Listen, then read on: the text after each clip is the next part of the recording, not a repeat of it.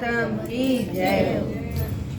29वां अध्याय। राजा प्रतु ने कहा, हे नारद जी, आपने कला को जिस प्रकार मुक्ति पाई वह सारी कथा हमको सुनाइए। मैंने भली प्रकार सुनी। हे देव ऋषि, यह काम उन 2 नदियों के प्रभाव से हुआ था। कृपा करके मुझे ये बताने की कृपा कीजिए।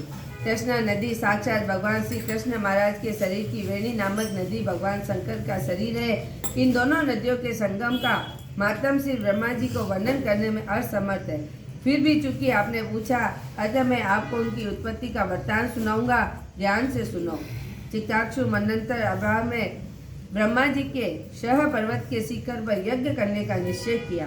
वह सब देवताओं, भगवान विष्णु और शंकर जी यज्ञ की सामग्री लेकर उन पर्वत के शिखर पर गए। तब महर्षि भृगु आदि ऋषियों ने ब्रह्म मुहूर्त में उन्हें दीक्षा देने का विचार किया। इसके बाद उन्होंने श्री ब्रह्मा जी की पत्नी वरा को बुलावा भेजा।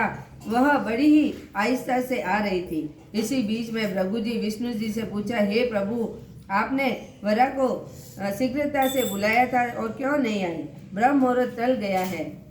इस प्रकार भगवान विष्णु ने कहा, यदि वरा यथा समय पर नहीं आई तो आप गायत्री को स्त्री बनाकर दीक्षा विधान कर दीजिए। क्या गायत्री पुण्य कर्म से ब्रह्मा जी की स्त्री नहीं हो सकती? नारद जी बोले, भगवान शंकर ने विष्णु जी की बात का समर्थन किया। यह बात सुनकर प्रभु जी ने गायत्री और ब्रह्मा जी के दाई और बिठाकर दीक्षा विधान प्रारंभ कर दिया। ऋषि मंडल गायत्री की दीक्षा ही दे रहे थे। इतने में वरा भी यज्ञ मंडल में आ पहुंची।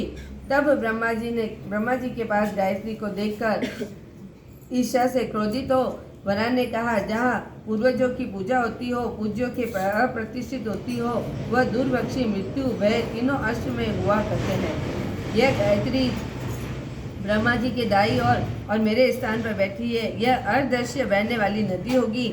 आप लोगों के अविचार इसे मेरे स्थान पर बिठाया है। अतः आप भी सबके सब जड़ रूप होकर नदियाँ होंगे।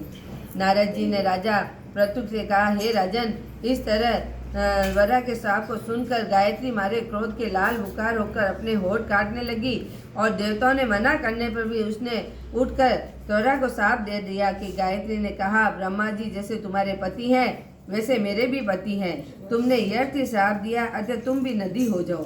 नारद जी ने कहा कि तब तो देवताओं की खलबली मच गई और वरा के दंडवत करके कहने लगी, हे देवी, तूने जो ब्रह्मा आदि सब देवताओं को श्राप दिया, इससे यदि हम सब जड़ रूप नदियां हो जाएंगे तो निश्चय ही यह तीनों लोग न हो जाएंगे और आप श्राप सुनने के श्राप तुमसे बिना विचार दिया, अतः तुम उसे वापस लो। वरा ने कहा, ये देवतागण, आपने यज्ञ प्रारंभ में गणेश जी की पूजा नहीं की, इसलिए यह विघ्न उपस्थित हुआ। मेरा यह श्राप कभी खाली नहीं जा सकता। इसलिए आप सब अपने अंगों से जड़भूत होकर अश्वमयी नदियां बनोगी और हम दोनों सोते अपने अपने अंश से पक्षी में बहने वाली नदियां बनेगी।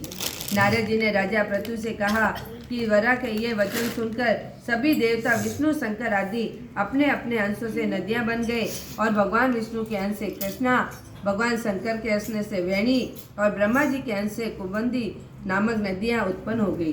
सभी देवता अपने अंशों के जड़ बनाकर वह अपने स्वाहा पर्वत पर फेंक दिया। अतः उन लोगों के अंश अलग अलग नदियों के रूप में बहने लगे। देवताओं के अंशों से हजारों की संख्या में पश्चिम वाहिनी नदियां उत्पन्न हो गई। गायत्री और वरा दोनों पश्चिम वाहिनी नदियां होकर एक साथ बहने लगी। इन दोनों का नाम सावित्री पड़ा और वह ब्रह्मा जी के यज्ञ स्थल पर भगवान विष्णु और शंकर जी की स्थापना की। दोनों देवता महाबल तथा अतिबल नाम से विख्यात है। बोलो विष्णु भगवान की जय।